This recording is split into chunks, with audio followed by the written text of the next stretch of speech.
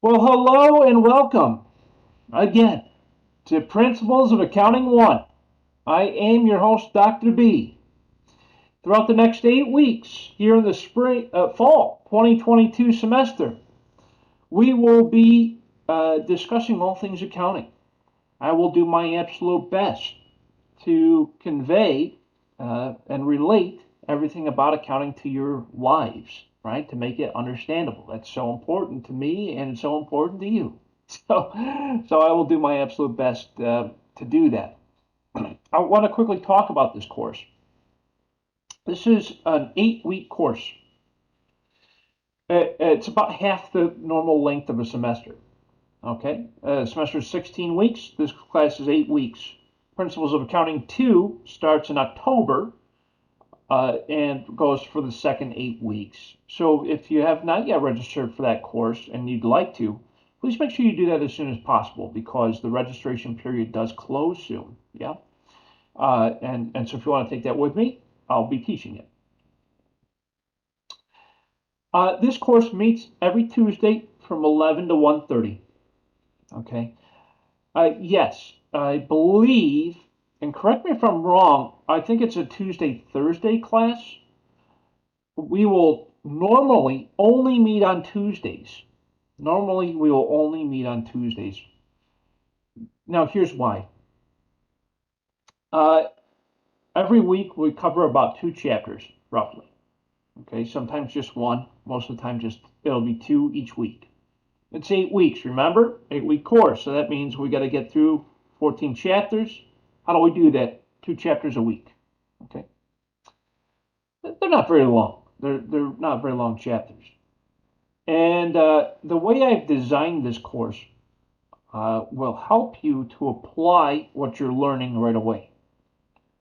So we will meet here on WebEx every Tuesday from 11 to 1:30. Okay? Unless Tuesday is a holiday, which happens once in a while. If it's holiday or something, whatever, right? Then we'll meet on that Thursday. But we're fortunate enough that I think every Tuesday for the next 8 weeks we should be good. So we'll meet on every Tuesday for the next 8 weeks, 11 to 1:30, here on WebEx. It's the same link. So and it's and I will always remind you of class. Yeah. If for whatever reason I'm running late, it rarely happens. It happened today, and I apologize for that. For whatever reason I'm running late, I'll let you know. I'll send you out the messages. Please make sure that you constantly check your emails, okay? Make sure you're checking your email almost every day. Not just for me, but you have other professors that will probably talk to you through email as well. And it's also important that you know what's going on around the university. So please make sure that you check your email on a regular basis, okay? Very important. So 11 to 1:30 here on WebEx every Tuesday. On Thursday, during the same time, I want you to please try to complete the work that's due in this week. Okay? That's what Thursdays are really used for. Because I don't want you to get overwhelmed on Sundays. Okay? Sometimes the students will scramble on Sunday night. Oh my God, Dr. B, he gave me 2 things I got to do this week. He's so mean, but I like him anyway. And sometimes he gives me 2 things to do during the week.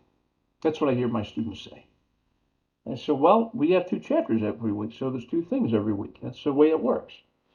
Uh, so don't get overwhelmed, please. I don't like anxiety, and I know the rest of you don't either. You know, anxiety is not a good thing. So to be less anxious, use the time on Thursday to complete the work that's due on Sunday. So that way you can enjoy your weekend and you can focus on your other assignments for your other courses, right? So that's what that's all about. So we meet on Tuesdays, 11 to 1:30 here on Zoom. Yes, I wish it was face to face as well. The university doesn't have enough space for all of us these days, so that's why we're on the WebEx. Okay, here in the classroom, hopefully you've all logged in by now and started screwing around and looking through everything. That's what I want you to do if you haven't done that already. So, a couple of key areas here on the homepage that I want to point out. Number one is called the student resources. Some of you are new to the university. Some of you may have stepped away for a little bit of time and realized, oh my goodness, they updated Blackboard. Okay, so if you haven't already, go ahead and go through this very short orientation to Blackboard Ultra, which is how this course is based. You've probably seen this in your other courses already. If not, you will see it. But feel free to do it here, okay? Just breeze on through. It helps to familiarize yourself with how Blackboard operates.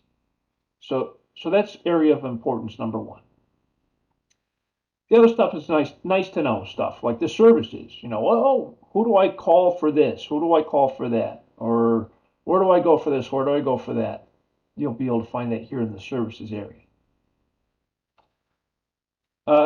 Advising, student success, accessibility center, bookstore, all those important areas. They're all right here. All the links are right here.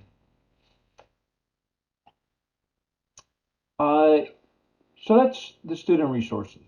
So please, on your time, just breeze on through there just to familiarize yourself.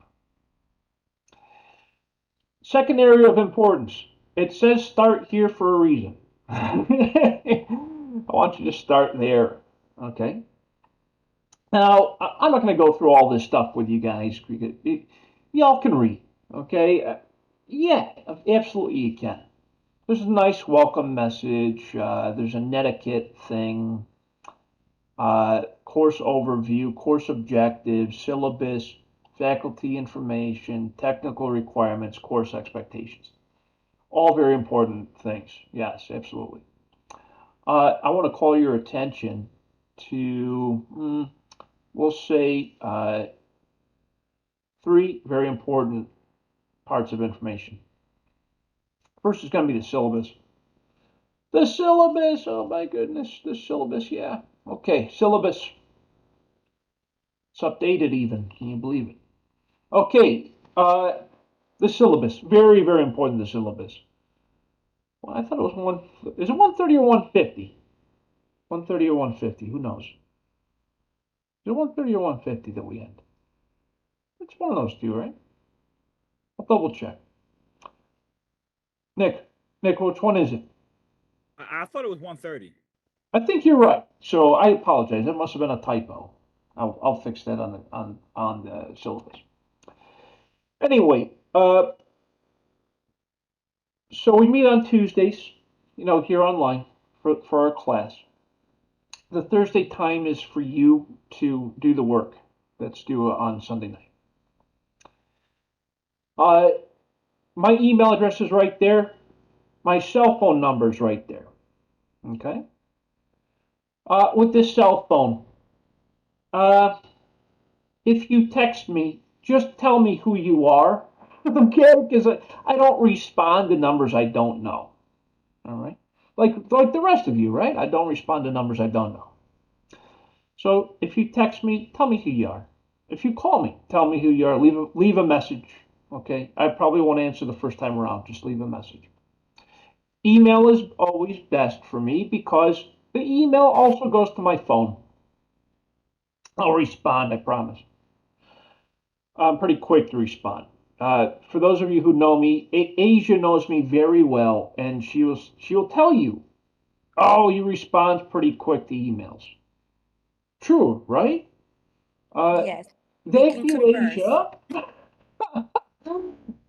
She knew I was going to call her out eventually.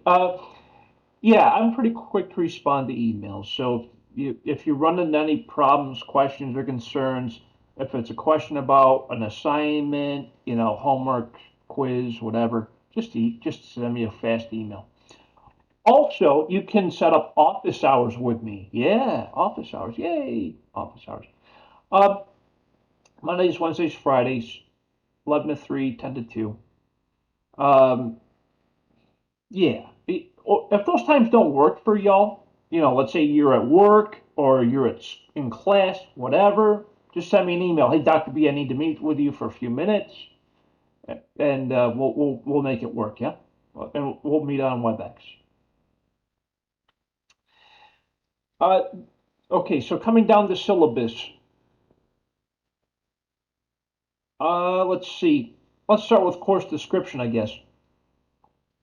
You're going to learn everything about accounting. That's what this tells me. You'll learn about the accounting cycle. These are the 10 to 12 steps, depending on who you ask. The process of recording transactions and everything involved. That's what we're going to cover a lot in this course. We'll also talk about very important things like inventory. And tracking your products is very important in business, understanding where your products are. We'll talk about how to manage cash. Cash flow is so important to manage in business. It really is. For those of you who own business, you know what I'm talking about. Internal controls. Yeah, you have to be able to control your assets. So important. You got to track your assets. We'll talk about accounts receivable, accounts payable, property, plant, and equipment, and a couple of other topics. All these words are foreign to you all, so but we'll talk about the language. Yeah?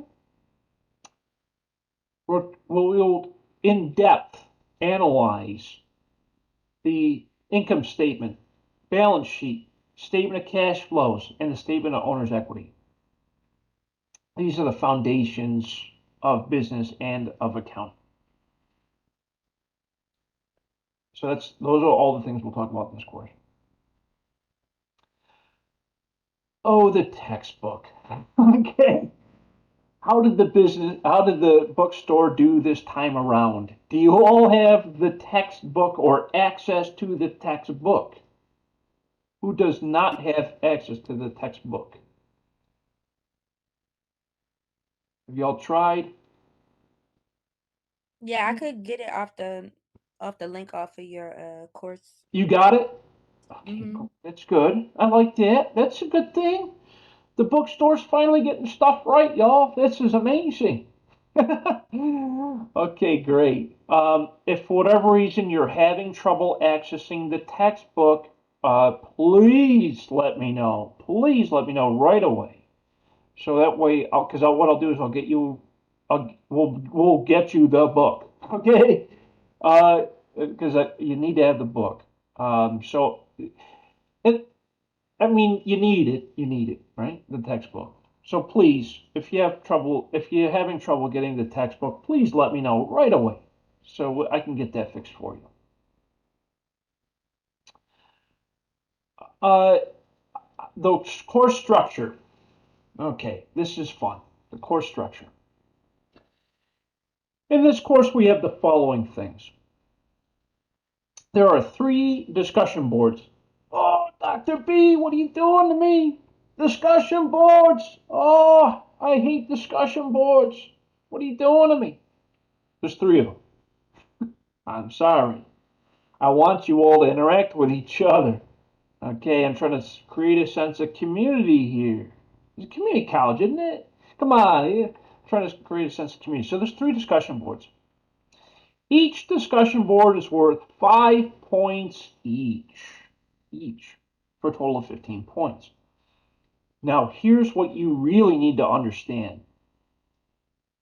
Each point is worth 1% of your total grade. Oh, yeah, I know, right. So if you decide, I'm not going to do that discussion board, you're forfeiting half a letter grade. Don't do that. Okay. Make sure you do all 3 discussion boards throughout the course, yeah? Because they're worth half a letter grade each. Yeah, right. Oh, I know, that's high stakes. If there's a total of 15 points, that's 15% of your grade. You just forfeited a letter grade and a half by not doing discussion boards. So please do the discussion boards. Please, please, please. There are 6 homework assignments. Each one, guess what? 5 points each. That's 30 points total for the homework assignments. All of the homework assignments and all of the quizzes in this course and all of the exams are all right here in Blackboard. You do not need the McGraw-Hill Connect. You do not need anything else, okay? The textbook is a McGraw-Hill textbook, not a Cengage textbook. It is a McGraw-Hill textbook, okay? If you have Cengage, that's a problem. That's not the right one. It's a McGraw-Hill textbook. It has Cengage with, it has Connect with it. We don't use the Connect for this course, so you don't have to worry about that. All of the homework assignments, quizzes, and exams are right here in Blackboard. You don't need to go anywhere else. Oh, and by the way, UDC has an app. They have an app now, which is cool.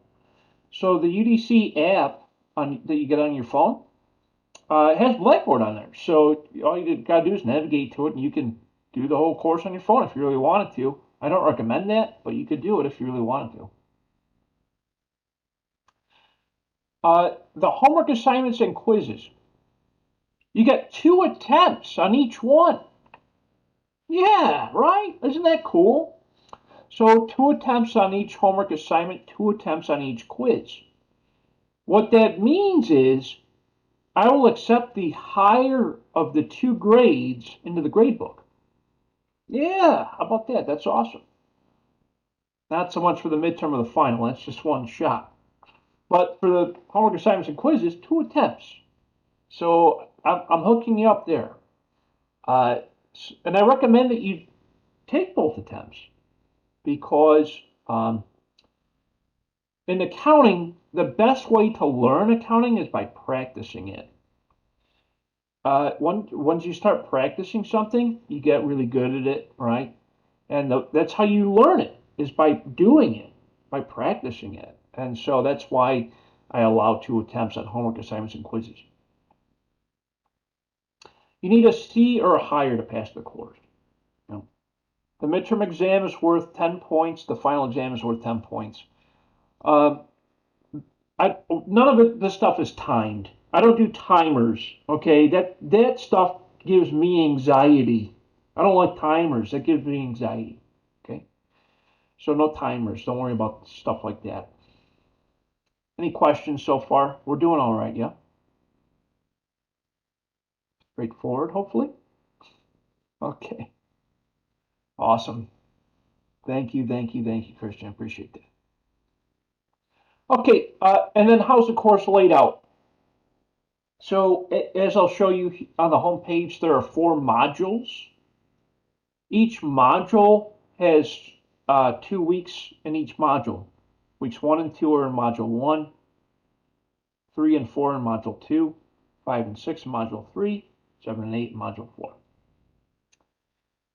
Each week has an accompanying 2 chapters. Today, we're going to go over chapters 1 and 2. Next week, we'll do chapters 3 and 4. The following 5 and 6. You see where this is going, right? It's 2 chapters per week. The midterm exam will be at the end of week 4. The final exam will be at the end of week 8. You'll also notice that there is either a discussion board, quiz, or homework associated with every single chapter. Okay. So I don't want to overwhelm you because this is an 8-week course. It gets a little intense. But I will also tell you each homework assignment and each quiz, it's only 5 questions. A mix of true, false, multiple choice. So that should help alleviate some of the stress. And that's the way that the schedule is.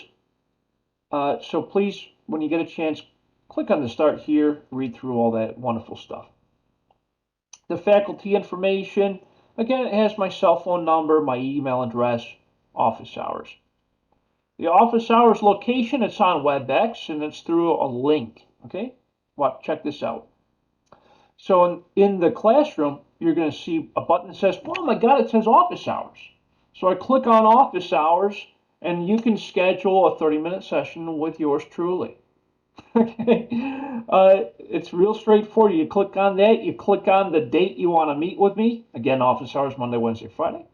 So you could click on, let's say, oh, I want to meet with Dr. B on next Wednesday, and I could select a half-hour's time slot to meet with him. Yeah, cool, right? So what it'll do is when you select that, you fill out the short form, your name, your email address, and what you want to meet about. It'll send you a calendar invite. It'll send me a calendar invite, and it's really easy. And then you just click on the link and you join the meeting. Very simple. Very simple. So please, if you ever need to meet with me, do a one-on-one session. That's totally cool. And it doesn't have to be just about this course. You can meet with me about your business. You can meet with me about your resume. You can meet with me about whatever. Okay. Uh, uh, uh, yeah, I'm very open, so you can always meet with me about whatever it is that you want to meet about. Okay. So don't be shy. Don't be shy. I'm here. Going back to the classroom, there's also tutoring available if you need it with Dr. Remy. Um, and of course, the link, that's how you got here, where you are right now. The textbook. Again, if you don't have the textbook yet, or if you have not yet access to the textbook, you need to do that straight away. Yes? Here's the information for the book. We use McGraw-Hill, Fundamental Accounting Principles book. McGraw-Hill. To access the book, it should hopefully be this easy. Should, quote, air quotes, should be this easy.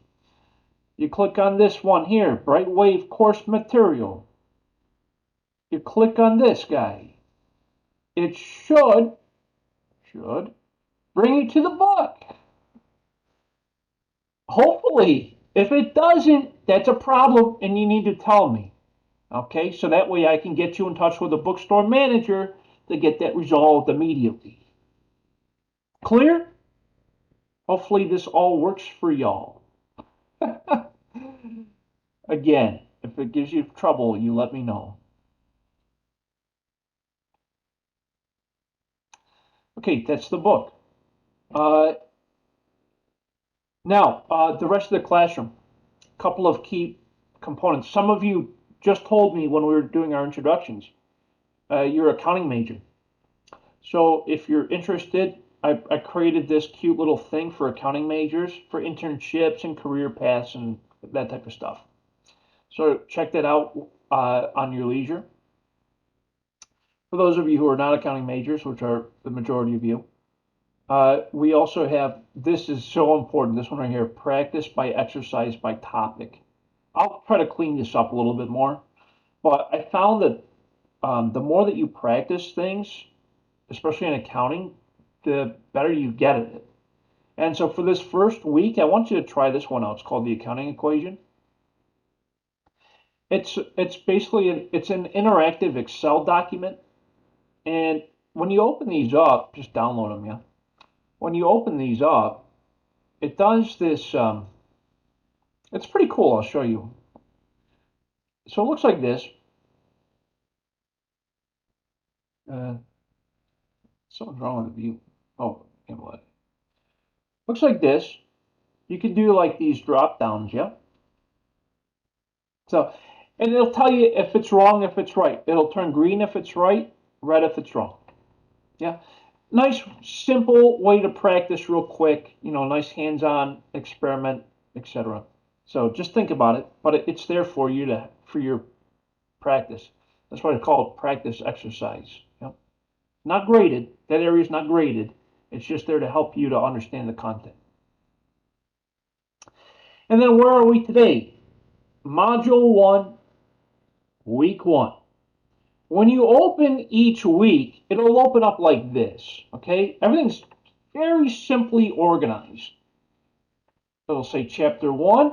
You click on that, it gives you what we're going to learn about and a couple of nice short videos, okay? Just to kind of, again, additional content to reinforce things. Also tell you what we got going on this week.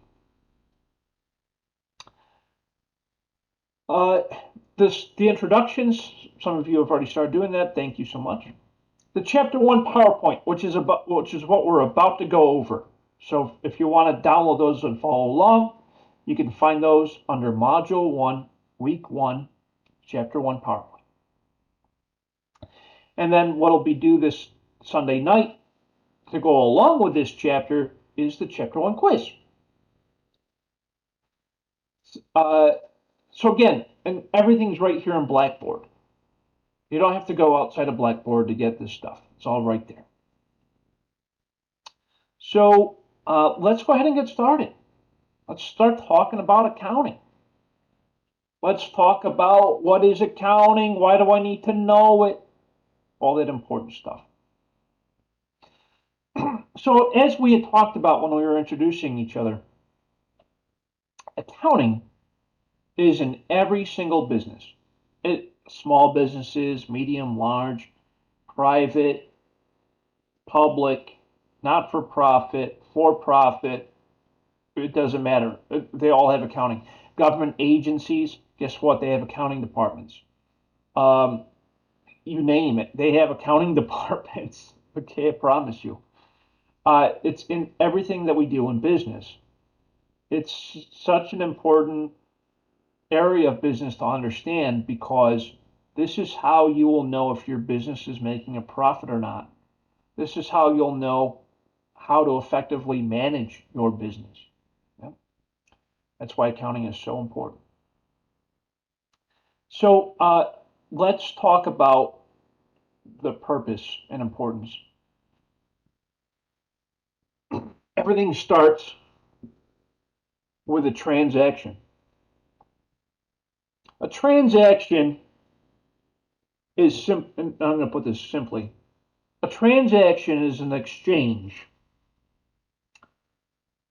of goods and services for payment or the promise to pay. Okay? It's an exchange of goods and services for payment or promise to pay. What I mean by that is I can either pay you now for purchasing that thing on Amazon, or I can pay you late through this process called accounts payable. Okay. Accounting is simply a system that we use to record and analyze identify, record, and analyze transactions. That's what accounting is. It's a system that we use to identify, record, and analyze transactions. Call them business activities. They're transactions. So, first thing we do is identify it. What's happening in this transaction? That's identifying it. Here's an example. The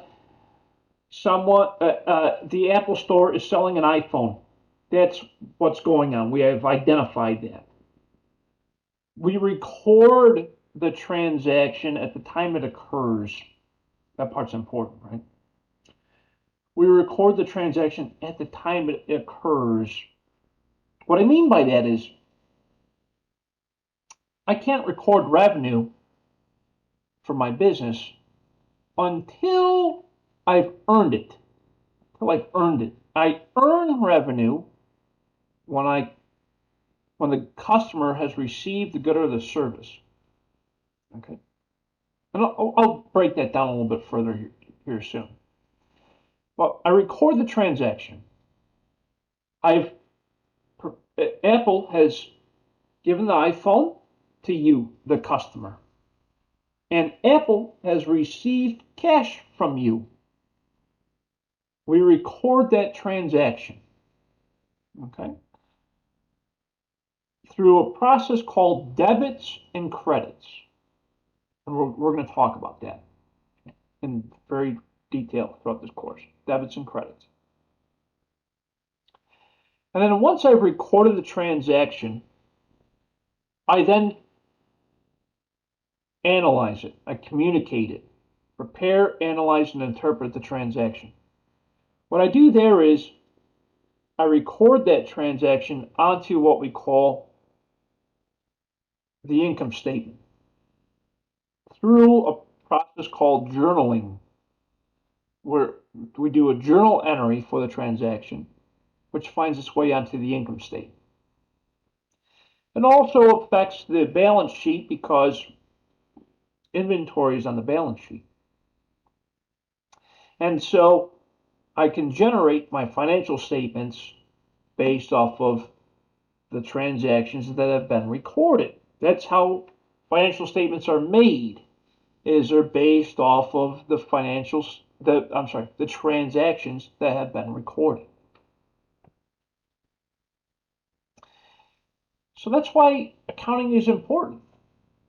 Otherwise, no business would ever know what they're doing.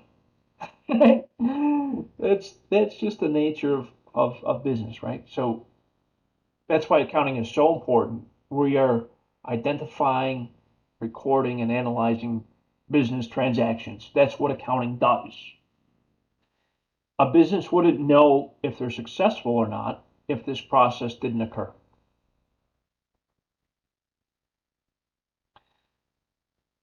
There are a lot of people involved here. Okay?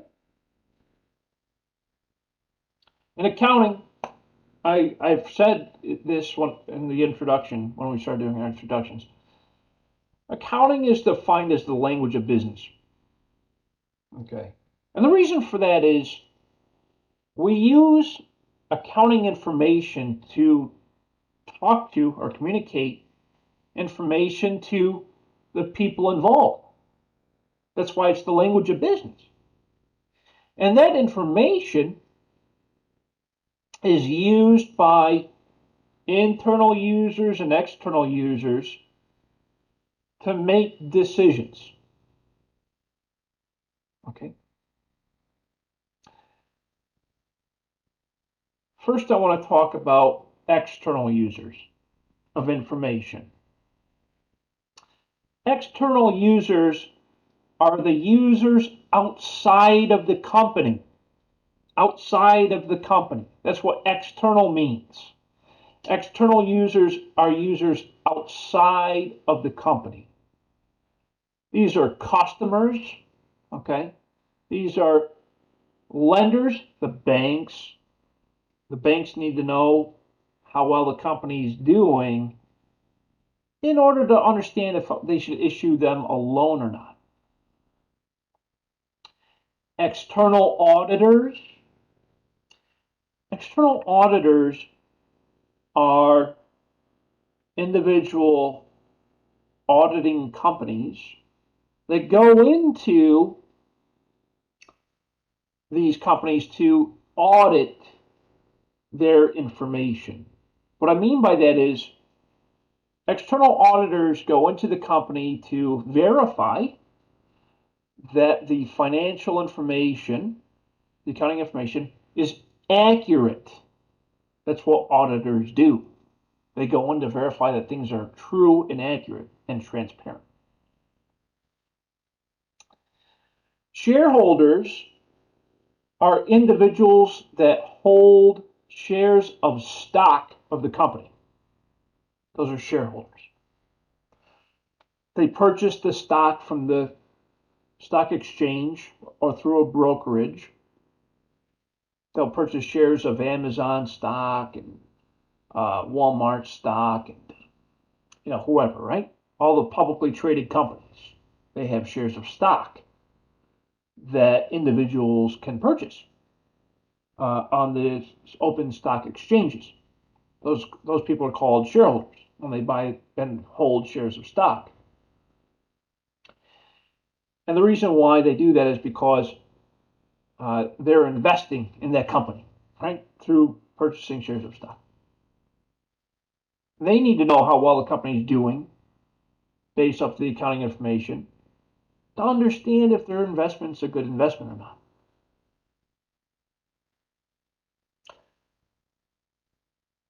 This one's interesting. Board of Directors.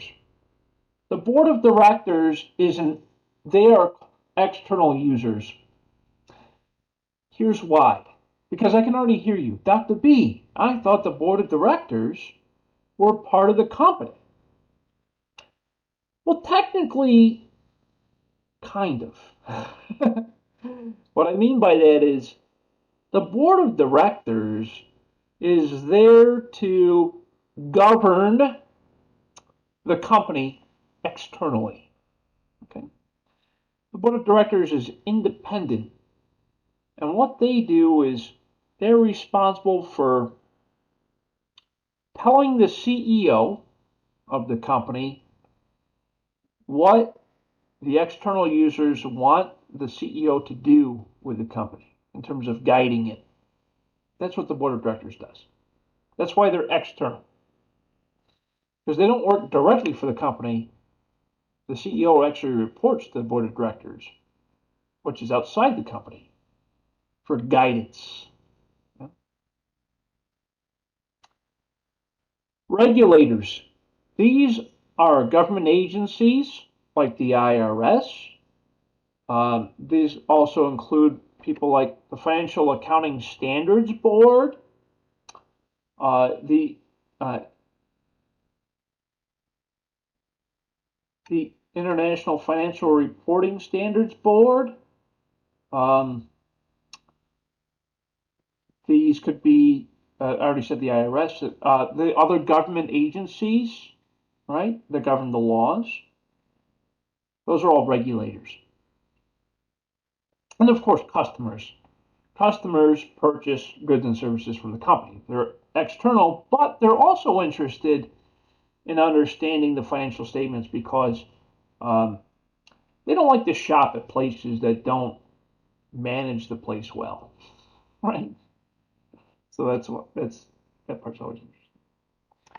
Then we have internal users of financial information, accounting financial information. Internal users are people that work inside the company. That's why they're internal. It includes people like research and development managers, purchasing managers, human resources managers, marketing managers, production managers, distribution managers, and all other employees. Okay, internal users. The reason why all these managers and other employees are interested in the accounting information for the company is because they want to know how well the company is performing to make better decisions. They also need to know how much funds they have available in their budget to make decisions for their department. Right? There's a lot of different reasons, but everyone who works for the company wants to know how well the company is doing by looking at their income statement, balance sheet, statement of cash flow, statement of retained earnings, to understand how well the company is doing in order so they can make better decisions. So that's the difference between external users and internal users. We're doing okay so far, y'all? So far, Yep. so good. Okay. Yep. Awesome, awesome, awesome. Thank you so much. Appreciate the feedback. Okay. I'm not going to spend too much time on this one. Opportunities in accounting. There is so much going on in this field. Accounting information affects all aspects of everyone's lives. Okay? It really does. In ways you won't even think about it. You know, like we were talking earlier when we were introducing each other, right? I said, well, you probably don't notice it, but when you purchase something on Amazon, or you go to your local grocery store, or you go to the gas station, or you go to wherever, and you purchase something, that's an accounting transaction, right? That affects you. But also, what affects you? The way you earn money. Your job. Your job. You earn money, which is, guess what? An accounting transaction. When you earn money, you accrue hours, right? Hours. Or your salary, or whatever. If your salary, you're hourly, or you're the owner, you're earning money. You accrue hours if you're an hourly employee. You get paid every week or 2 weeks, usually every 2 weeks on average. Sometimes weekly, depends on where you are. Right? And your pay is based off of the hours that you work. That's why we call it earned money, right? You earned it by working. And you get paid an hourly rate. Let's say you make $20 an hour, okay? So $20 an hour, you work 40 hours a week, okay? So your gross pay for a week of work is $800. You work 2 weeks, that's $1,600, okay? So $1,600 is your gross hourly wages earned for 2 weeks. But then what comes out of there? What comes out of your gross pay? Who can tell me? Taxes, Taxes! retirement, Medicare. Medicare! All of them. All of those things! Yeah! You gotta pay Uncle Sam. Uncle Sam wants your money. And then the district, they want some too. Okay? The city, they want some money. Okay? Where do they get their money from? From you! The resident. Okay? So you gotta pay Uncle Sam. You gotta pay the district. In some cases, you gotta pay the city. So you got three tax agencies, right? You got the federal government, the District of Columbia, and the city of Washington. Okay. So three tax agencies that collect taxes from your paycheck. And then you have other stuff, right? You got other stuff. You got Medicare. You got the what's the Social What Security? about Social Security? Yeah, Social Security. You got it, Asia. Social Security, Medicare. Those are Social Security is like a government savings account for you when you retire. Some of you it might not be around when you retire. Sorry. Maybe. Hopefully it will be. Hopefully they don't screw that up. But they might. It's the government. They can screw it up for free lunch. But hopefully you'll have Medicare and you'll have Social Security when you retire. So that comes out of your paycheck every pay period. I set it aside for you. And then you got other stuff. You got sometimes you might have child support, or you might have you have a retirement account. Let's say you have a retirement account. You got your 401k or your 403b or your whatever IRA stuff. Yeah, or you got a health savings account. Okay, and then there's other stuff. Right? But all of those things come out of your gross pay and they go toward other things, right? The taxes, the savings, etc. So we're all affected by accounting transactions, right? The business, your employer, withholds the taxes, right? They collect the taxes out of your paycheck, and then they give that tax money to the various tax agencies. Okay, they're like the third part. The business is the third party. They take the money from you, they give it to the tax agency on your behalf. That's how you pay your taxes. Uh, and then also they'll take the money for the Social Security and the Medicare. They'll give those to those parties, and they'll take out your other benefits. Yeah. Uh, all of those are accounting transactions. They're all accounting transactions. The taxes being paid and the other stuff coming out of your checks. So we're all affected by accounting in one way or another, whether you know it or not. It can be financial, managerial, taxation, or related services. And there's a lot of positions. You know, there's so many different jobs in accounting, and that's what this is talking about. There's financial accounting jobs, managerial accounting jobs, taxation jobs, and other related jobs. And you can see that, and this is across all industries. It doesn't matter whether it's private, public, nonprofit. It could be a church. The church still has to pay some stuff, Uh, all of these things. So just think about it. There's so much out there. So many people that work in accounting, and so many ways that accounting affects our daily lives. Now, I need to talk about ethics. Ethics is so important for our daily lives. It's important to be ethical. Okay, if you're not ethical, it's going to be difficult getting a job. Okay, and it's going to be difficult being successful in life. You have to be ethical. Ethics. What does it mean to be ethical? It means to be honest. It means to be honest. It means to be transparent. That's ethical. Be transparent. Be honest. Be trustworthy. Yeah, all these means you're ethical. In accounting, we're dealing with money. You gotta be ethical when you're dealing with money. Okay, you gotta be trustworthy. You gotta be on top of your game. You gotta be transparent dealing with money. You're dealing with other people's money. So it's important that you behave in ethical ways, especially as you're working with money. Okay?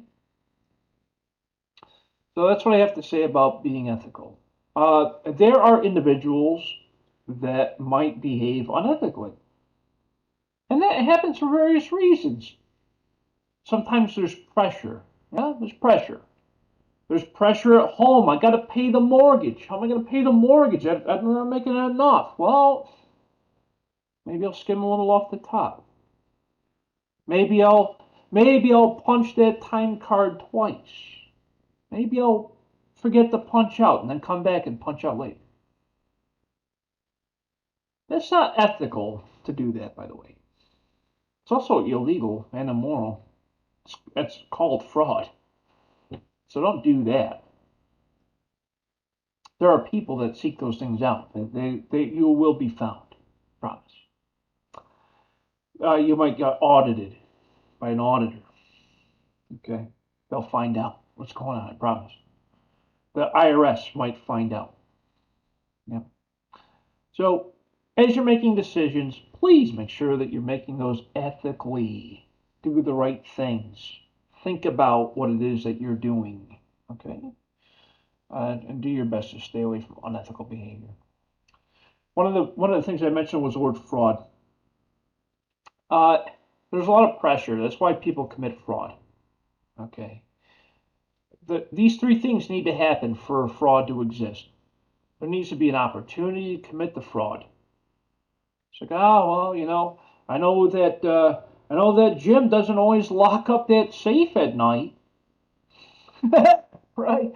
Yeah, it's like, oh, I know that inventory back room isn't always secure. You know, there's the opportunity. Rationalization. Why do people commit fraud? They rationalize their actions. So, well, other people got it better than me, so I decided to do it. That's rationalizing. Or, so, well, I had to do it because otherwise I would have lost my house. That's rationalizing the reason why the fraud happened. There's usually some kind of financial pressure. There's reasons why people commit fraud, and there's usually pressure behind it. So these are the three things that need to happen, or that exist for fraud to be committed. It's called the fraud triangle.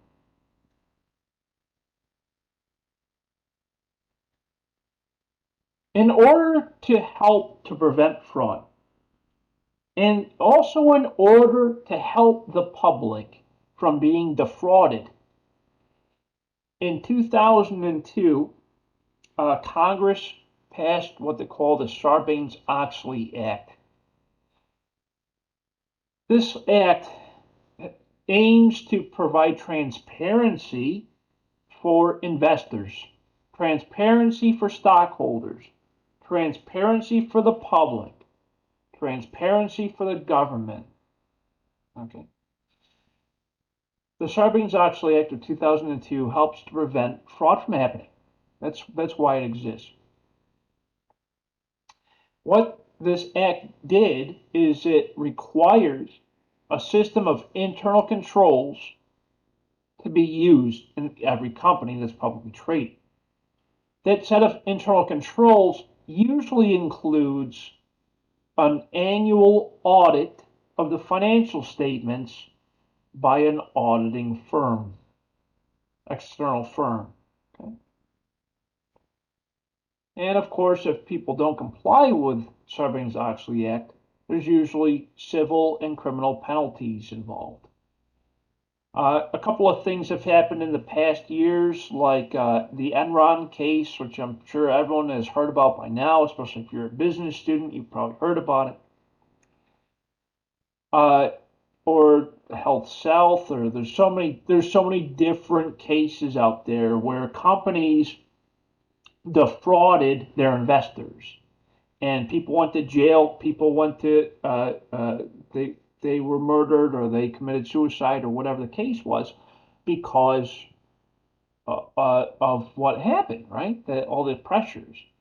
So they defrauded the investors. The investors got a little upset, obviously. So did the government, and they were prosecuted. So Enron is a famous case that happened back in the late 90s.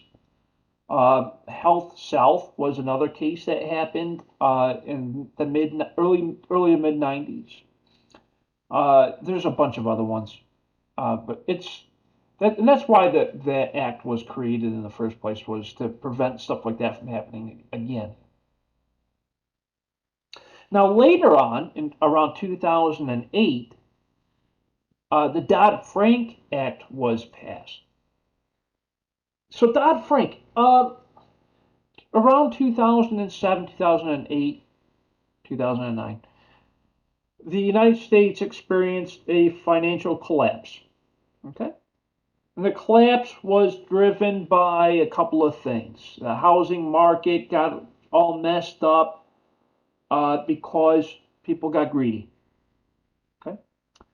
There was also situations where the banks were just giving out loans just to give out loans. Anyone could get a loan back then. You probably won't pay me back. That's fine. No. The banks were just handing out money left and right. So there was a couple of things that needed to happen. So one of those was called the Dodd-Frank Act. And so what this act did, 2008, thereabouts, is it has what's called a clawback provision, which means that at times of excessive payment, there's a recovery. Right? And also whistleblowers are protected when there's a situation. That's what that act did. Just good to know about it. There might be maybe one question on the homework assignment. Okay. In governing accounting, there is a set of governing principles. And this is here in the United States and in a lot of other countries throughout the world. It's called the Generally Accepted Accounting Principles. What these principles aim to do is to provide guidance for accounting. You'll notice that every company has an income statement, a balance sheet, a statement of cash flows, and a statement of retained earnings. Every single company has those financial statements. Every single one. It could be a for-profit, non-profit, public, private, whatever. They all have that. Okay. The reason why these 4 financial statements are standardized is based off of the generally accepted accounting principles. These principles say, hey, you have to have these 4 financial statements And they have to have the same format, okay, to have transparency, right? To create accountability, to have a set of standards. And that's what generally accepted accounting principles does. And we're going to talk a lot about those principles because that's what Accounting Principles 1 and Accounting Principles 2, these two courses, that's what they're designed around, are the accounting principles. And as long as we follow the accounting principles, the generally accepted accounting principles, we can accurately create the income statement, balance sheet, statement of cash flows, and the statement of retained earnings by following the principles.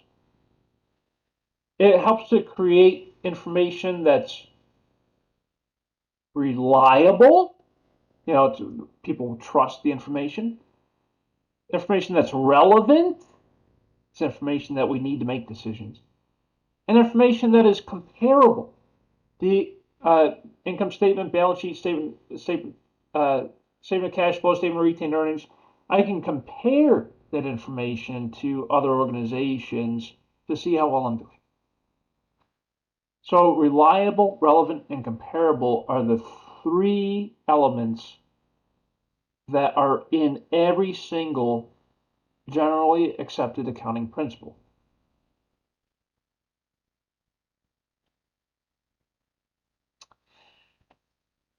As I briefly mentioned earlier, there are two global governing bodies. There's the International Accounting Standards Board and the Internal Financial Reporting Standards, also known as IFRS. The International Accounting Standards Board they govern the International Financial Reporting Standards, which are used globally to encourage companies to be transparent in their financial report for their income statement, balance sheet, statement of cash flows, and the statement of retained earnings.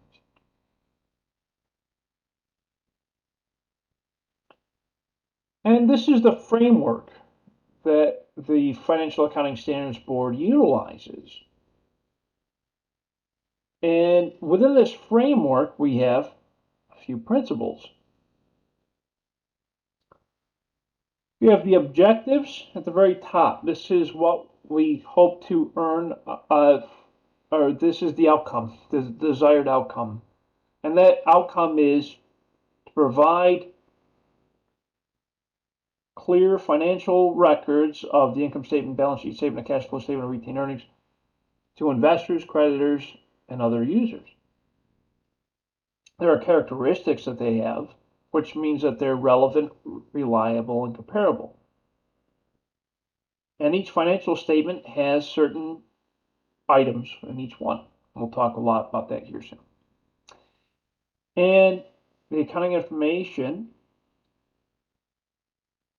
can be measured. Right? And this is the general framework.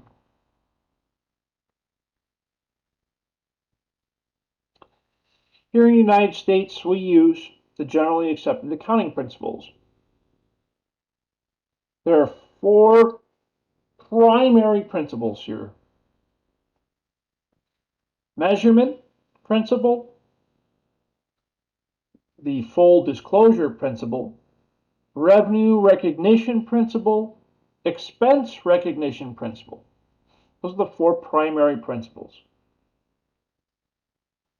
The measurement principle tells us how we are measuring the financial outcomes, how we're measuring it.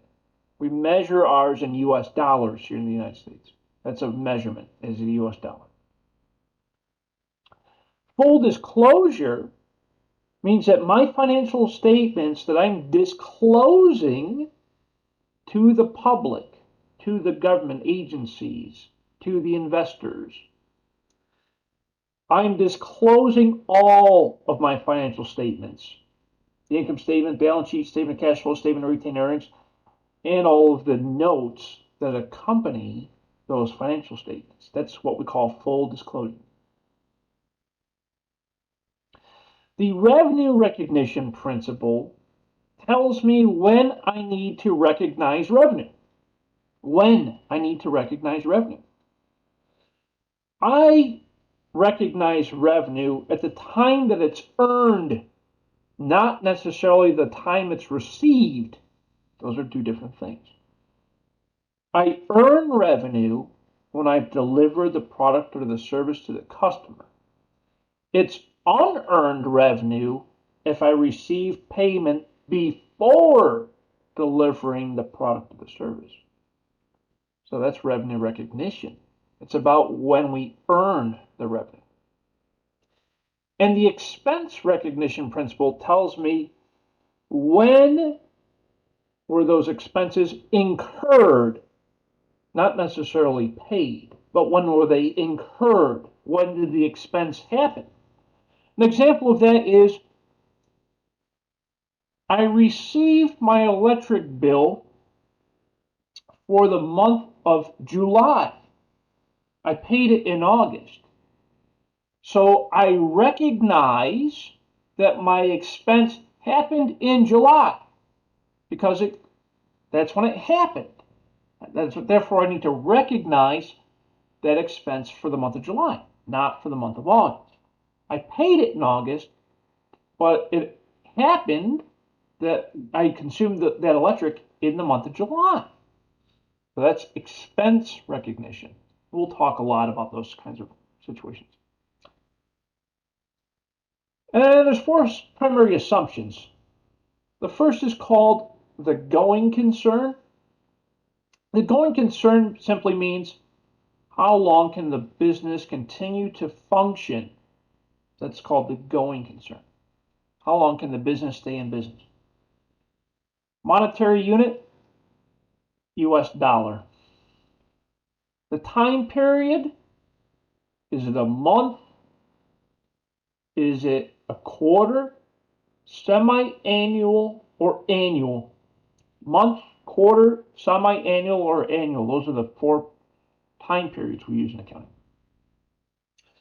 And the business entity, is it a C Corp, an S Corp, a sole proprietor, or something like that? Pardon me. Those are the business entities. And then the constraints are the cost benefit. Do the costs outweigh the benefits? That's cost benefit. We'll talk more about those. So again, the measurement principle. This is also called the cost principle, the measurement principle. The accounting information is based off of actual cost. Okay. What I mean by that is, if I'm a retailer, let's say I sell calculators, okay? I just happen to have a calculator right here. Let's say I sell calculators. When I sell that calculator, when I buy that calculator from my vendor, I record the purchase at the cost of the purchase. So I record it as I record what I paid for it. I record the cost. Okay. When I sell that calculator, I record the sale price and I record the cost under cost of goods sold. That's called the cost principle, or the measurement principle. I want to talk about the revenue recognition principle. I recognize revenue only when I've delivered the goods or the services to the customer. Okay? And the amount that I expect to receive from that customer is my revenue. For example, let's say that I'm going to pick on Nick for a second. So Nick, let's say you own a lawn care business, okay? You cut lawns. It's great business, by the way, I'm just saying. So let's say Nick has a lawn care business.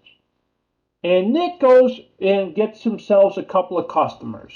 He goes down his street in the district and he finds like 5 houses, okay? And he goes, all right, and he approaches each door and says, hey, I'll cut your lawn for $20 per time, and I'll do that twice a month, okay? So that's $40 a customer each month, and he's got 5 customers. So he's doing pretty well. That's $100 a month from his 5 customers. So Nick goes around to each customer and says, okay, here's how it works. I'll mow your lawn and you pay me up front.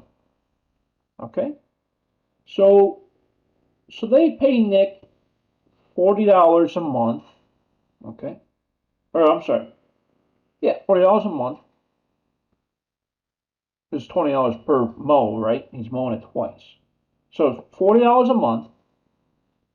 Customer pays pays Nick on the first of every month. And then Nick comes down with the lawnmower and mows the lawn twice during the month. My question is, when does Nick record the revenue? When does Nick record the revenue? Does Nick record it on the first of the month, or does the revenue get recorded after after the lawn is mowed? What do you say? I would say after the service or goods are exchanged immediately. You got it, Nick. That's right. So the revenue does not get recorded until after the lawn got mowed. Okay? Even though the customer paid Nick in advance on the first of the month, and then Nick went back later and mowed twice during that month. Doesn't matter. When Nick received that cash on the first of the month, Nick recorded that as unearned revenue. Okay? It doesn't become revenue until Nick mowed the lawn twice. Okay? That's when it becomes earned revenue, or just revenue. So yes, you're correct. Very well done. That's the revenue recognition principle. We record the revenue when the good or the service has been provided to the customer. And we record that amount at the amount that we expect to receive, or have already received in this case. Very well done. The next one is called the expense recognition principle, also known as the matching principle. This tells me I need to record my expenses when they were incurred, to generate the revenue report. So what I mean by that is, here's a great example. I just thought of this. So Nick's mowing the lawns, right? So Nick needs gasoline for the lawnmower in order for the lawns to be mowed. So what happens here is that Nick goes down to the gas station. He fills up his, the can, comes back to the house, fills the lawnmower with the gas. Let's say it's August 1st. Nick collected payment from his customers for the month of August. Nick purchased the gasoline for the lawnmower on July 30th. Which month does Nick record the expense? Does Nick record it for July or for August? What do you think? July, since you did it in July, right? No, not quite. The beginning of August. Yeah, you would record that transaction will be entered on August 1. Because, and here's why. This part of the matching principle is so important, okay? It says company records the expenses incurred to generate the revenue reported. If we report the revenue in August, the matching expense, see what I did there, needs to also be recorded in August. Does that make sense? Yes, sir. Yes, sir. No, I was actually gonna say, so basically, since the gas was used as an expense for August's work, it has to go with August's documents and information. Okay, that makes sense. That makes sense. Thank you. Yeah, that's why they're called the matching principle, because it has to match when the revenue was earned. Yeah, Yes, sir.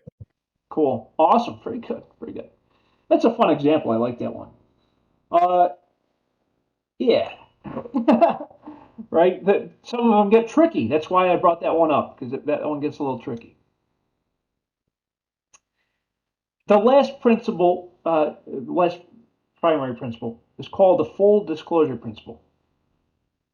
The financial statements, income statement, balance sheet, statement of cash flow, statement of retained earnings, need to include all of the detail and all of the notes when we provide that information to external users, our customers, the IRS, anyone outside the company, investors, etc.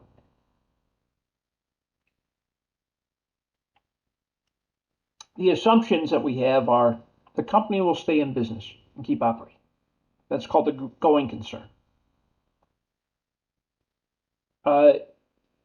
We also expect to, monetary unit assumption tells us what monetary unit we expect to collect the revenue and pay the expenses in. Is it US dollars? Is it British pounds? Is it euros? Canadian dollar, whatever. That's monetary unit. The business entity assumption tells us what kind of business it is, because that also tells us a little bit about liability, right? If it's a sole proprietor, that's called a pass-through entity.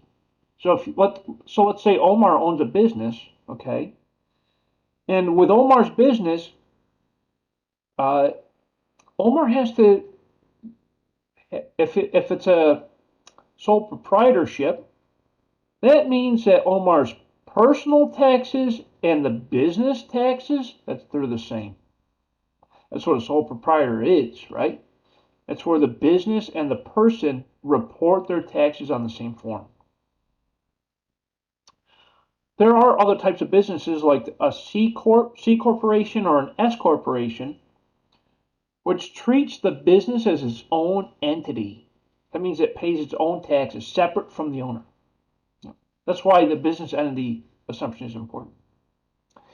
And then the last one is called the time period assumption. This is when we report our financial statements. Most companies, almost all companies, report their income statement monthly. Their statement of cash flows quarterly. Balance sheet whenever they need to. And retained earnings yearly. That's the normal way. But either way, whatever the company decides, in accounting we report monthly, quarterly, semi-annual, and annual. And we'll talk more about that as time goes on. Here it is. And I was just talking about the different types of companies and ownership. So these are the four primary ones of sole proprietorship, partnership, a corporation, C Corp or S Corp, and an LLC. My personal recommendation is always to go with an LLC or a corporation. And the reason for that is because of liability. You want to protect yourself as a business owner. That's why I bring that up. So we're not going to spend too much time on that. The accounting constraints, these two are important. Cost, benefit, and materiality. The cost benefit is where the information of benefits disclosed are greater than the costs. Okay, cost, benefit. The benefit needs to be greater than their costs. Okay, that's why we're in business. The benefit needs to be greater than the cost. And materiality simply means that the information can be used to make decisions.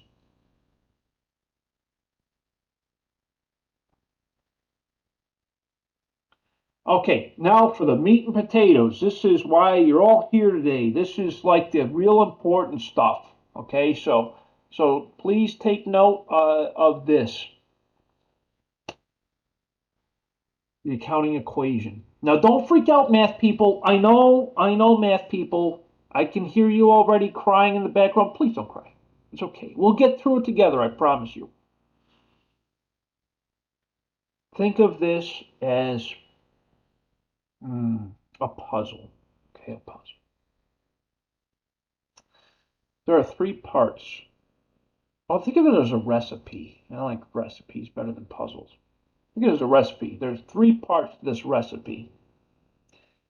There's assets, liabilities, and equity. This is called the accounting equation, by the way. Assets equals liabilities plus equity. I'm going to explain each part here so it makes sense.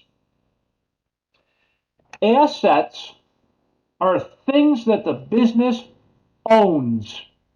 Owns. O-W-N-S. Owns. I think I spelled that right. Owns. Okay? Things that the business owns is called assets. Okay? Assets. Things that the business owns. Assets include things like cash, physical cash, right? Cash money. Cash is an asset. Because I can use cash to purchase or pay bills or whatever, that's an asset to you. Cash. Robin, yes, please. You know, when I read this the other day, this particular formula confused me a little bit because my brain wants to say it would be assets equals equity minus liabilities or something like that. But there's this. So how would you do that? Like, okay, let's say someone has a mortgage, right? I Sure. think let's say $200,000 for which is a liability, right? It is, yeah. And then they have maybe 50,000 of equity in the home. Okay. Okay, sure. So would their assets equal $250,000? Yes, it would. That's right. You're absolutely right. That's exactly how that would work. Okay. All right. Well, I mean, it's kind of confusing, but I'm glad you brought this part up so I can. Yeah, my pleasure, Robin. And yeah, and I'll go through a couple more examples like the one you just talked about. Yeah, Okay, perfect. great Thank comment. you. Thank you. That's a fantastic comment. Okay, so assets are things that the company owns. It includes things like cash, accounts receivable. Accounts receivable represents money that is owed to the company. Okay, accounts receivable. We're going to eventually receive that cash from our customers. Our customers owe us money. That's accounts receivable. It's an asset to the company because the company has the right to receive what is owed to them. It's an asset. Accounts receivable. Property, like a house, is an asset.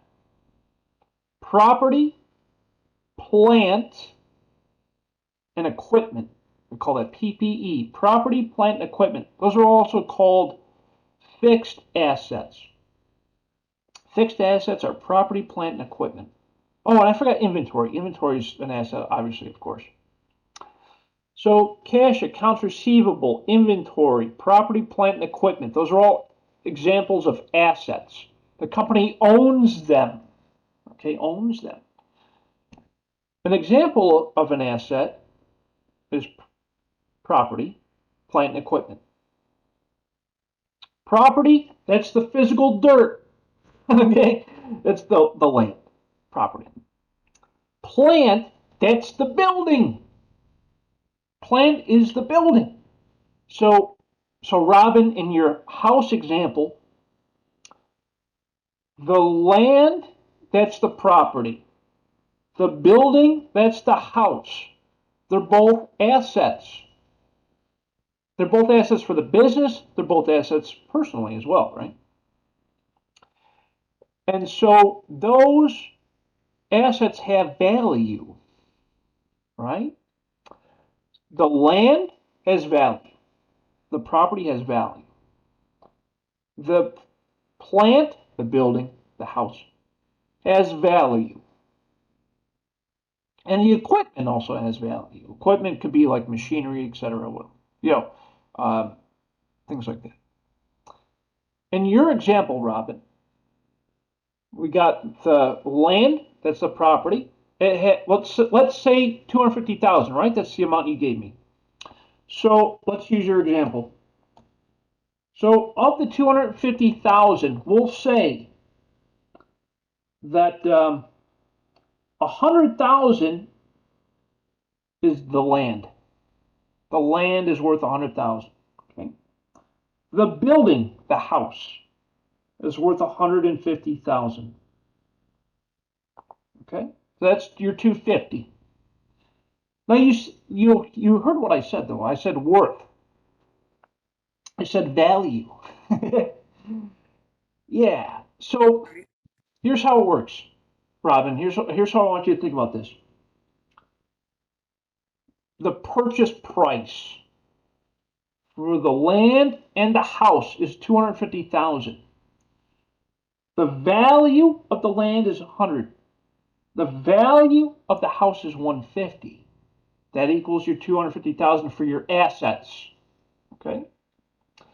Now, Robin, you had also said, let's say that you owe a mortgage of 200,000, which means you would have equity in the house of 50,000. That's correct. Liabilities is anything the company owes to someone else. That's a liability. Okay. The mortgage is an example of a liability. It's a loan. A mortgage is a loan that you got from the bank in order to buy the house. The house is backed with collateral. The house is the collateral for the loan. If you don't pay the loan, the mortgage, the bank takes the asset, okay, which is the house. That's why we call it mortgage-backed securities. That's probably why you've heard that term before. So, liabilities is anything the company owes. Here's some examples of liabilities. Accounts payable. Those are bills that the company has received and has not yet paid. That's called accounts payable. Wages payable. Those are wages that the company's employees worked. The company has not yet paid them. Wages payable. Remember, it accrues every 2 weeks. A mortgage payable. Okay. That's called a long-term liability, a mortgage. It's long-term because it's greater than 12 months. There are short-term liabilities and long-term liabilities. Short-term liabilities are liabilities that we pay in 12 months or less. That's what makes it current or short-term. Current and short-term means 12 months or less. If it's longer than 12 months, it's called long-term. Okay. So long-term liabilities include things like a mortgage or a student loan is an example of a long-term liability, or a car loan, right? Or an auto loan. Those are all long-term liabilities. You pay those for longer than 12 months. So those are liabilities. And then equity. Equity is what the owners own. The owners own. Isn't that cute? Equity is what's called what the owners own. Here's what I mean by that. Equity is what the owners own. It's what the owners invested into the company.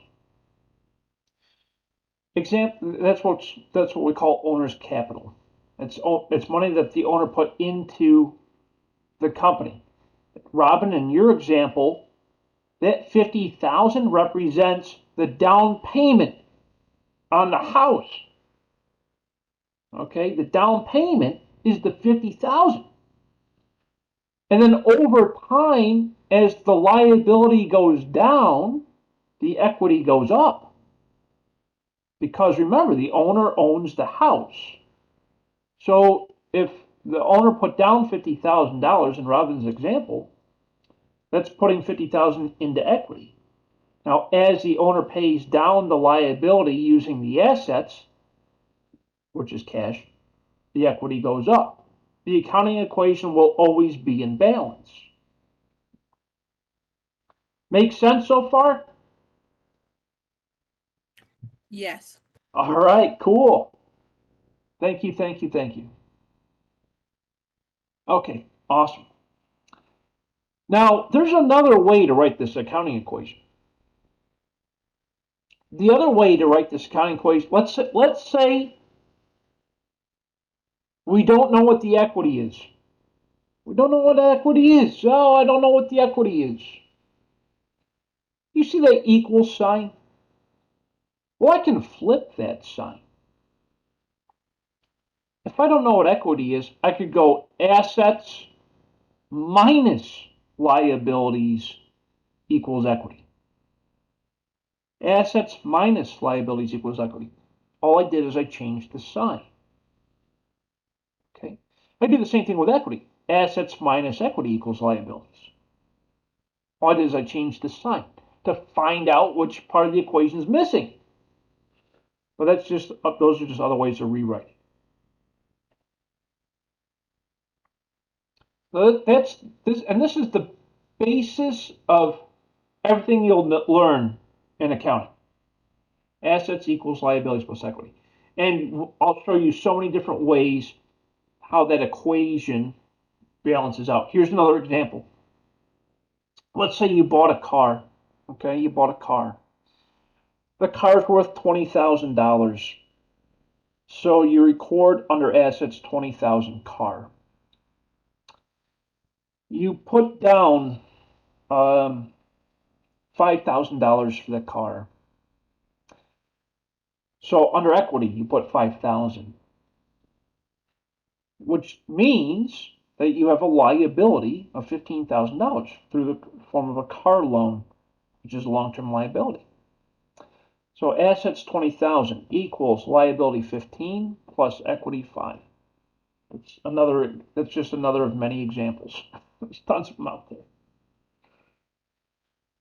But we see how the equation stays in balance. It'll always balance. Assets will always equals liabilities plus equity. Always. So let's go through a couple of transactions. And I'll show you the impact on the accounting equation. Oh, I'm sorry. I went through way a little fast there. Okay.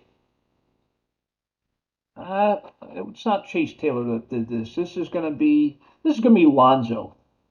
So Lonzo decided to invest $30,000 of cash to start a new business. Wonderful idea, Lonzo. I'm so happy for you. So here's what Lonzo decided to do. Lonzo, real smart, saved up some money, some cash, and so he's going to pump the cash into the business to get it started. That's how you start any business, right? You gotta start with cash. So we're going to increase our cash, but at the same time, we're increasing our equity. Now, let me explain to you why. So I'll give you the journal entry for this, and I'll also explain to you what's happening here with the accounting equation. We debit cash to increase our cash amount. We debit the asset account to increase the asset account, in this case cash. To increase an asset account, you debit the account. So the journal entry is debit cash to increase cash. Every single transaction or journal entry requires two accounts, a debit account and a credit account. In this example, the credit account is capital, paid in capital. I debit the cash to increase the cash. I credit the equity account to increase the equity. So I debit cash to increase cash, and I credit the equity account to increase the equity.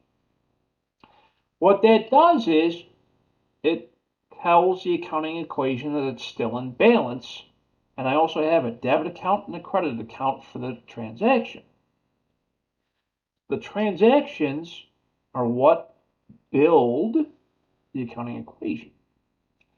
So it would be plus 30,000 cash and plus 30,000 equity. There's no liability, so that part's zero. So 30,000 equals 0 plus 30,000. Accounting equation is still in balance.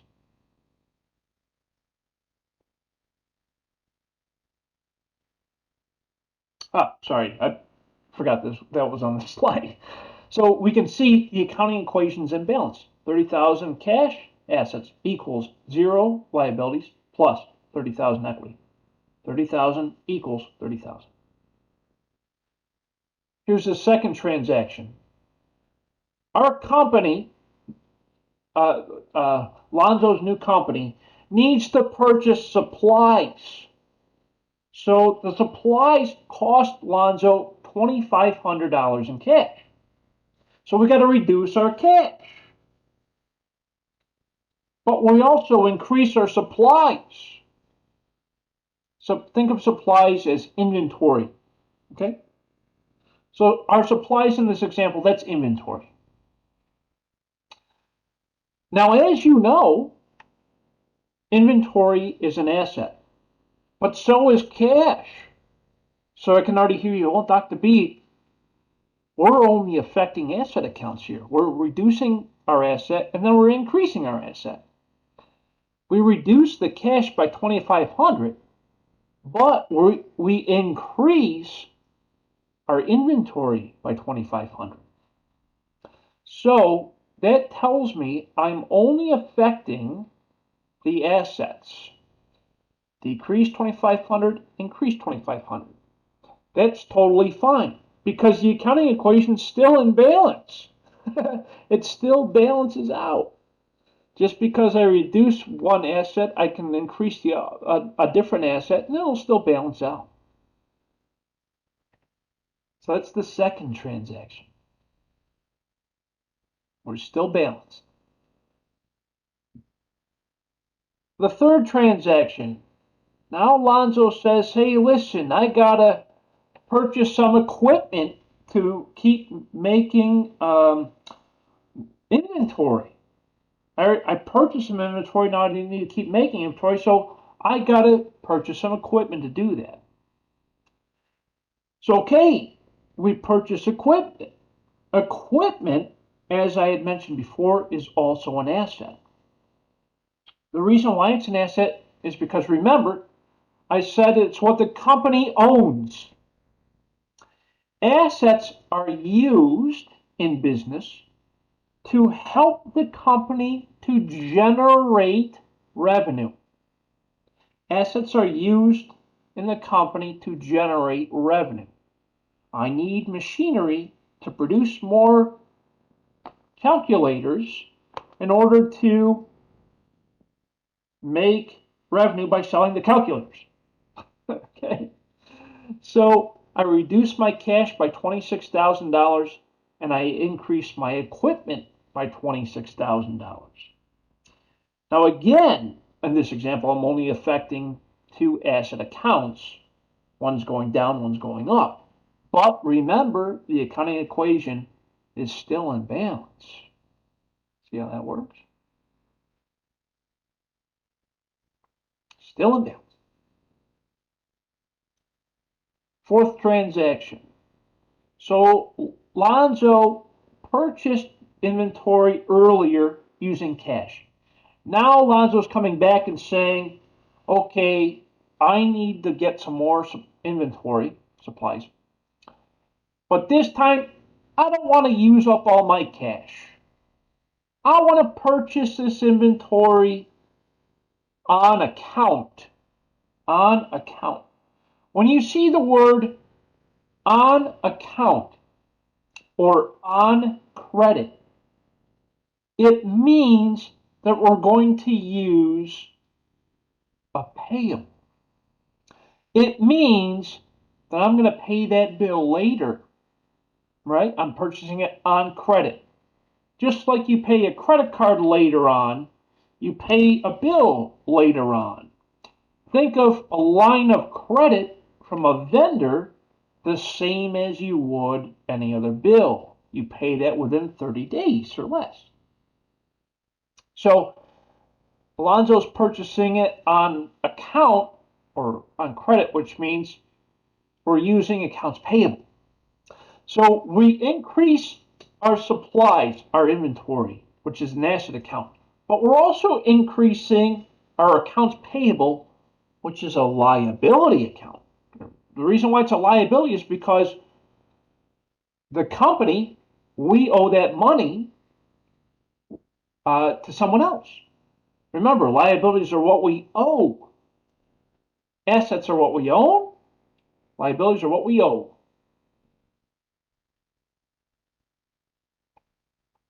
So the fourth transaction is I debit my inventory supplies to increase the inventory, and I'm going to credit my accounts payable account to increase accounts payable.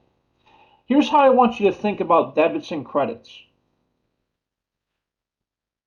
To increase an asset account, we debit the account. To increase an asset account, we debit it. To decrease an asset account, we credit it. To increase, to add to it, we debit the asset account. To decrease it, to lower it, we credit the asset account. On the other side of the accounting equation for liabilities and equity, it's the opposite. For liabilities,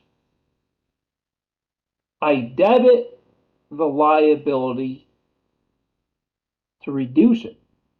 I credit it to increase it. So think of that equal sign is when we flip the debits and credits. To increase an asset, we debit. To decrease it, we credit. For liabilities and equity, it's the opposite because it's on the other side of the equal sign. To decrease a liability, we debit. To increase, we credit. To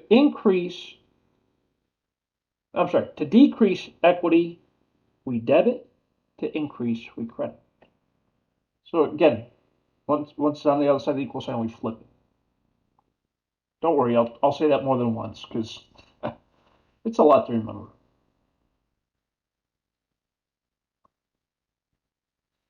Yeah, now let's talk about others. We talked about things like property, plant, and equipment. Now let's talk about expenses and sales and things like that. Okay. So Lonzo's business is a consulting business. And we're providing consulting services to a customer for $4,200 in cash. Oh, yeah, I love getting paid in cash. So that means there's two accounts involved. There's cash, which is the asset, and there's a revenue, which are my sales. Revenue is sales. Just think, revenue is sales. Something to remember, revenue is sales. So I increase my cash because I'm receiving $4,200, and I increase my sales, my revenue, by $4,200. Revenue is an equity account. So are expenses. Revenue and expenses are equity accounts. Yeah, they show up on the income statement, I know. But revenue and expenses are equity accounts because revenue minus expenses equals net income, which is an equity account. So for those of you trying to figure out why revenue is showing up under equity, it's because revenue minus expenses equals net income, which is an equity account. So I increase my cash, $4,200. I increase my revenue, $4,200. I debit cash to increase cash, and I credit revenue to increase revenue. Remember that equal sign, yeah?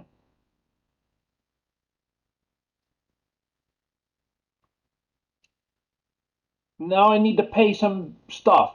I got to pay my rent, and I got to pay my employees. Okay, so I'm going to do both of these in the same transaction, it looks like. Oh, I'm sorry, separate transactions. The first one is I'm going to pay my rent. There are two parts here. First, I pay my rent. I debit my rent expense. I debit my rent expense, and I credit my cash. When you debit an expense, you're increasing the expense. Remember, expenses are a part of equity. When you increase your expenses, you're technically reducing your equity because you're debiting the expense, which reduces equity. And we're reducing our cash. I debit my rent expense, I credit my cash by $1,000. Debit rent expense $1,000, credit cash $1,000. I'm also going to pay my employee $700. I debit salaries expense $700 and I credit cash $700. Again, when we're raising our expenses, that means we're debiting the equity account. That's why you see that it reduces the equity account when you debit those accounts.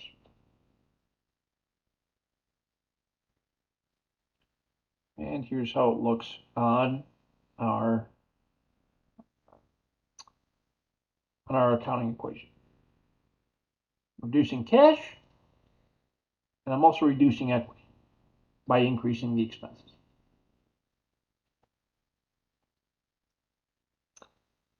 Another transaction. Oh, here we go. We got a customer. What do? We got a customer. We sold $1,600 of consulting services. And we also, apparently we also rent out some equipment. And so we're collecting $300.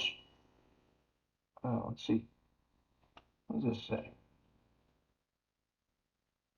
Consulting services $1,600, and we're renting some equipment for $300. So our customer pays us eventually. But this is what this looks like. Accounts receivable.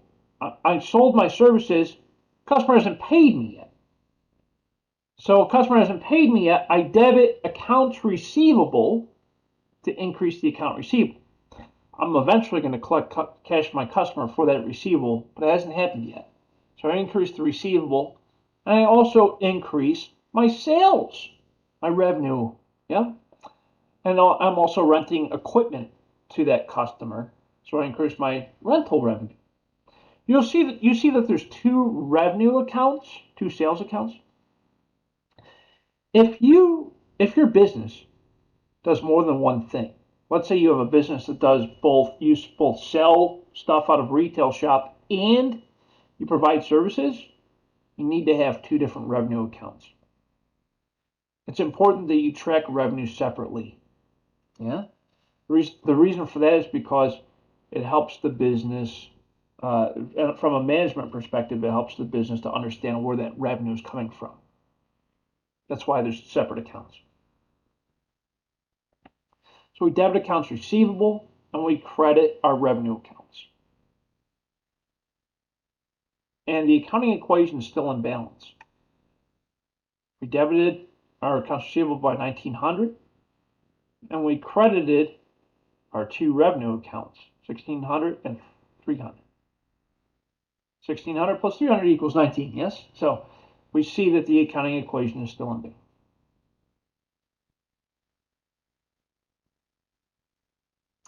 Oh, now finally, our customers are paying. So our customers pay us $1,900. This is what they owe us, yeah? They haven't paid us yet. They're paying us now, okay? Now when they pay us, we debit the cash to increase cash, and we credit accounts receivable to reduce the account receivable. Here's what I want you to think about. Accounts payable and accounts receivable are what we call contra flow accounts. They go up and down. They go up and down. Contra flow accounts. Accounts payable and accounts receivable are contra flow accounts. They go up and down based off of the activity.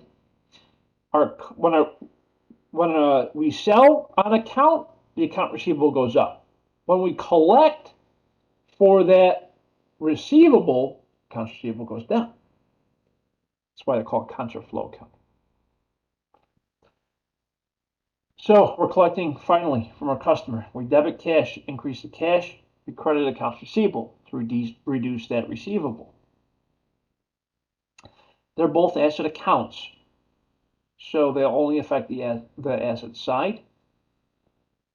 The accounting equation is still in balance. Now, accounts payable.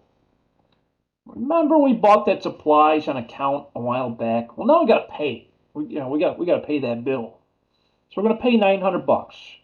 So we're going to debit our accounts payable to reduce accounts payable, and we're going to credit cash to reduce our cash.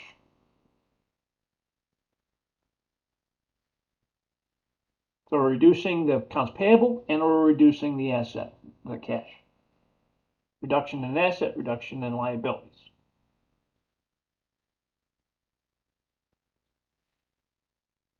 Oh, sorry. Now, sometimes Alonzo wants to pay himself. Okay, I like to pay myself. I own a business. You want to pay yourself once in a while. You can do that through what's called an owner's withdrawal. It's where the owner takes cash out of the business to pay themselves, okay, or to use funds for personal use. Totally fine. There's nothing wrong with that. So what we're doing is we're going to debit an account called owner's withdrawals, which is an equity account. When you debit an equity account, you're reducing equity. And we're going to credit cash, which is an asset account. When we credit cash, we're reducing cash. And this is the effect on the accounting equation. We see it's still in balance. We just went through 11 transactions. And we can see what happened with the running totals, right? We saw that the accounting equation was always in balance all the way through. And that's what we see here. So if when you line up all those transactions, this is what you see. The accounting equation always in balance.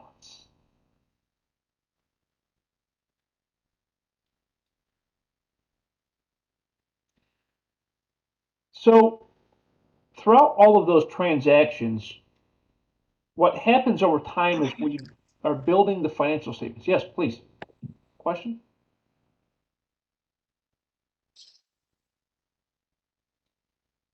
Okay. All right.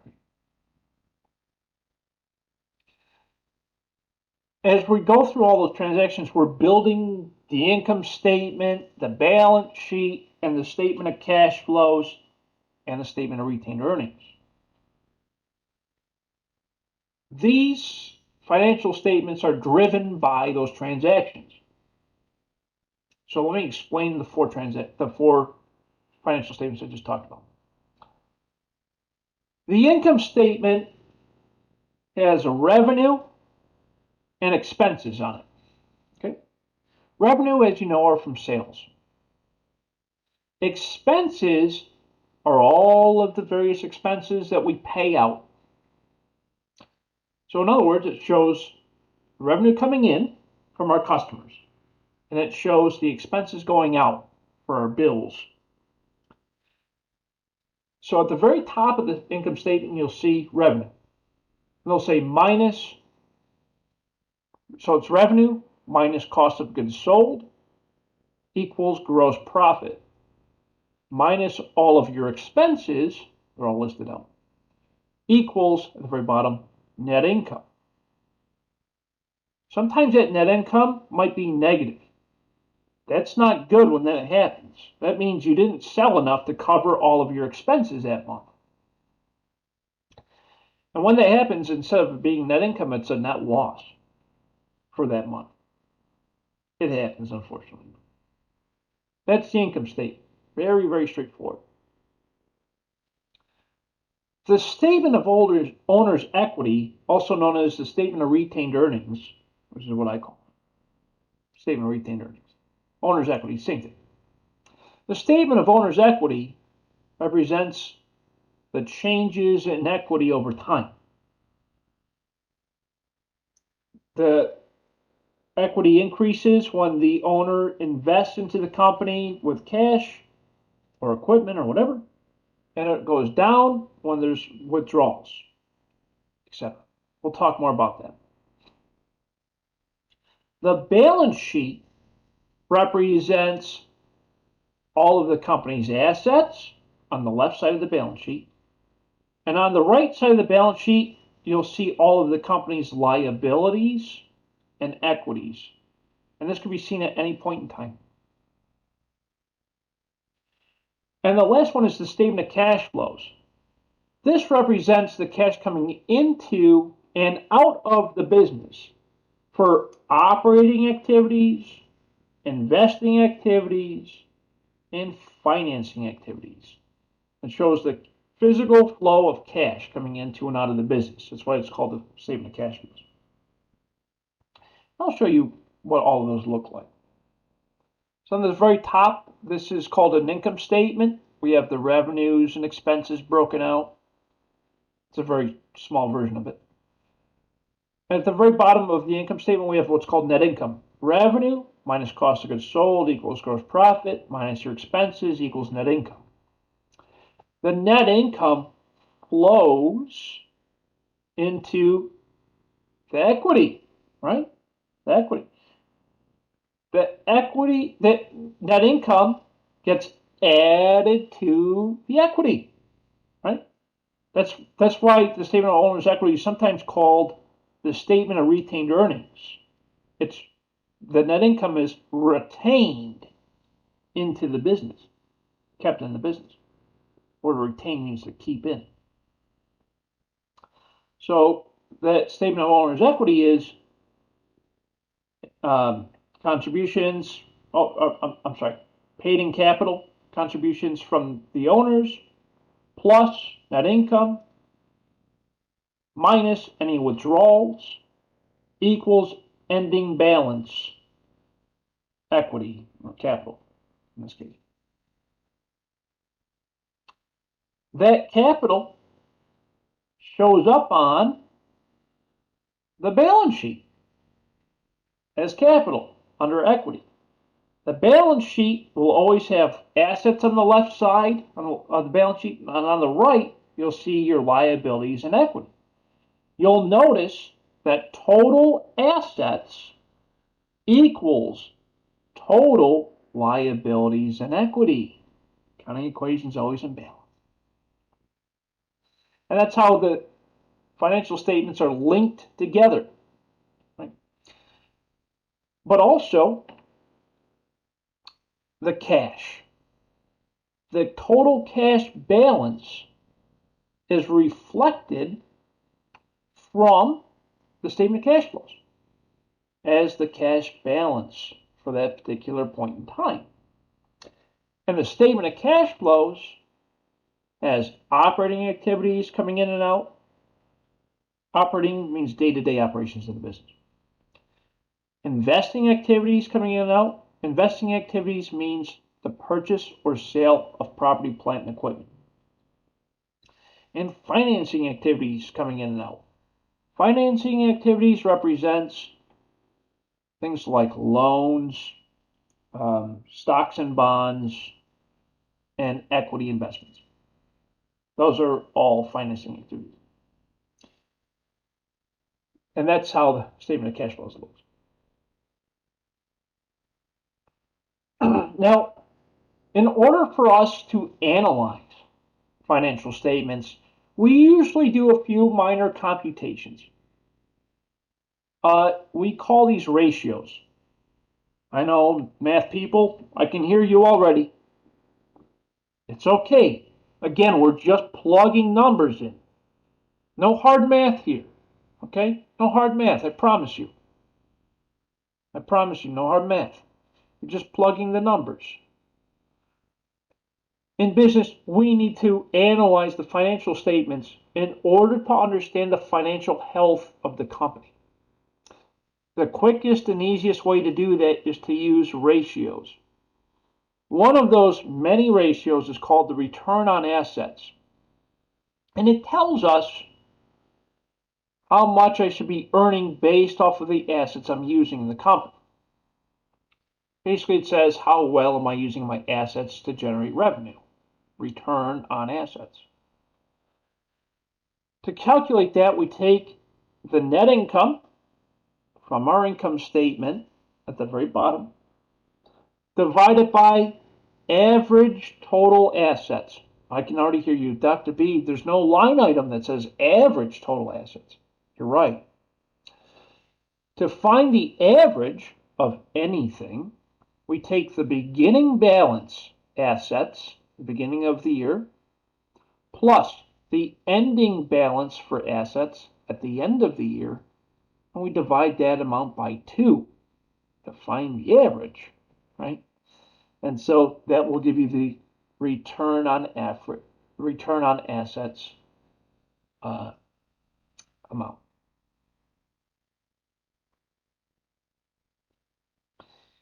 In business, when you invest into a business, in your own business, someone else's business, there's risk. There's risk involved. There's always risk. Sometimes you might not get that money back. That's a risk. There's also return. I mean, you might get that money back and then some. That's called the return. And then there's a risk that you might not get that money back. So always think about risk and return, right? When you're investing in your own business or in someone else's.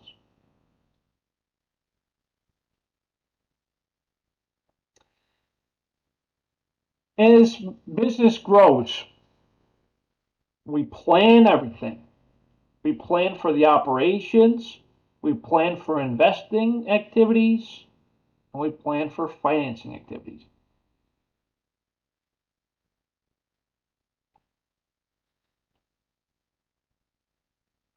So when we invest in the company, we're usually looking at purchasing or selling property, plant, and equipment.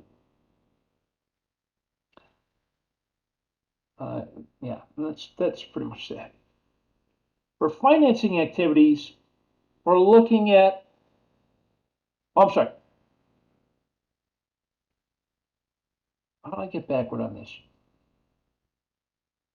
Did I move that slide? For financing activities, we're looking to purchase property, plant, and equipment.